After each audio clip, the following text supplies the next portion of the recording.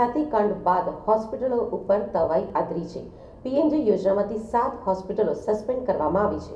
મળતી માહિતી મુજબ ખ્યાતિકાંડ બાદ હવે રાજ્યની તમામ હોસ્પિટલો પર તવાઈ હાથ ધરવામાં આવી છે। આરોગ્ય વિભાગે પીએમજે યોજનામાંથી ખ્યાતિ સહિત 7 હોસ્પિટલો સસ્પેન્ડ કરવામાં આવી છે, જેમાં અમદાવાદની 3, સુરત, વડોદરા અને રાજકોટની 1 અને ગીર સોમનાથની હોસ્પિટલ સહિત સ્પેશિયાલિસ્ટ ડોક્ટરોને પણ સસ્પેન્ડ કરવામાં આવ્યા છે, જેમાં ખાસ કરીને ડોક્ટર પ્રશાંત વજીરાણી સહિત 4 સ્પેશિયાલિસ્ટ ડોક્ટરોમાંથી સસ્પેન્ડ કરવામાં આવ્યા છે। ખ્યાતિકાંડમાં ચોંકાવનારો ખુલાસો થયો છે કે સાણંદ, ગાંધીનગર અને મહેસાણા જિલ્લો ખ્યાતિ હોસ્પિટલના ટાર્ગેટ ઉપર રહ્યા હતા। આ જ વિસ્તારમાં મફત મેડિકલ કેમ્પ યોજીને દર્દીઓને ખ્યાતિ હોસ્પિટલમાં લાવવામાં આવતા હતા। એટલું જ નહીં, દર્દીઓની જાણ બહાર સ્ટેન્ડ નાખીને પીએમજીવાયને યોજના હેઠળ નાણાં મેળવી લેવાતા હતા। શિક્ષણ અને આરોગ્ય એ કોઈ પણ સરકાર હોય એની પ્રાથમિક જવાબદારી છે। છેલ્લા 30 વર્ષથી રાજ્યમાં ભારતીય જનતા પાર્ટીની સરકાર છે અને 10 વર્ષથી તો ડબલ એન્જિન સરકાર છે।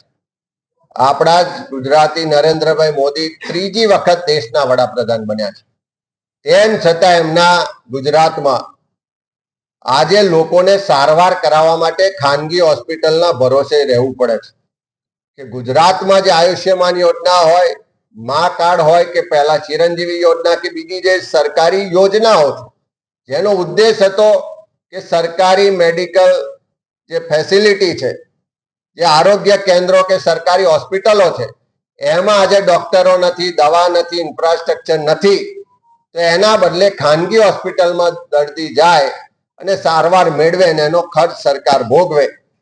આજે એ યોજનાઓને નામે આ મેડિકલ માફિયાઓએ આખા ગુજરાતમાં સરકારમાં બેઠેલા લોકોની મિલીભગતથી એક એવું રેકેટ છેલ્લા વર્ષોથી ચાલે છે કે કરોડો અબજો રૂપિયાનો ભ્રષ્ટાચાર આમાં થાય છે।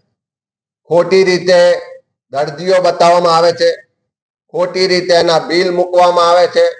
કોઈ સાચી હોસ્પિટલનું બિલ આ સરકારી યોજનાનું વર્ષો સુધી પેન્ડિંગ રહે, ધક્કા ખાવા પડે અને આવા જે મેડિકલ માફિયાઓ જે સરકારના મળતિયાઓ છે એમના બિલો રાતોરાત ક્લિયર થઈ જાય। ચોંકાવનારી વાત તો એ છે કે દર્દીઓને સ્ટેન્ડ નાખનાર ડોક્ટર પ્રશાંત વજીરામી તો માત્ર પ્યાદું રહ્યું છે, પણ અસલી વિલન તો હોસ્પિટલના સંચાલક છે, જે ડોક્ટરોને ટાર્ગેટ આપીને નિર્ધારિત સમયમાં હાર્ટ સર્જરી કરવા દબાણ કરતા હતા।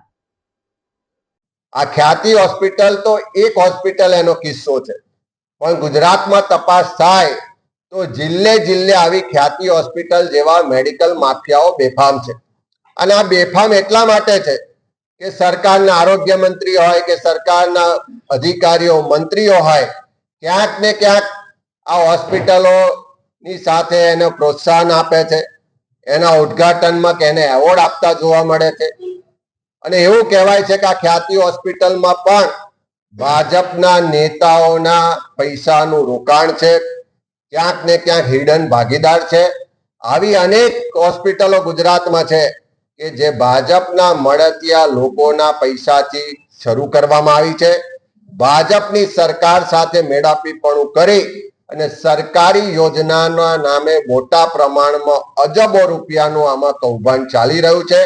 અમારી સરકાર પાસે માંગણી છે કે આવો એકાદ બનાવ બને, લોકોના જીવ જાય અને સરકાર જાગે અને ખાલી દેખાવ પૂરતા કાર્યવાહી કરીને થોડી હોસ્પિટલને સસ્પેન્ડ કરે એ પૂરતું નથી।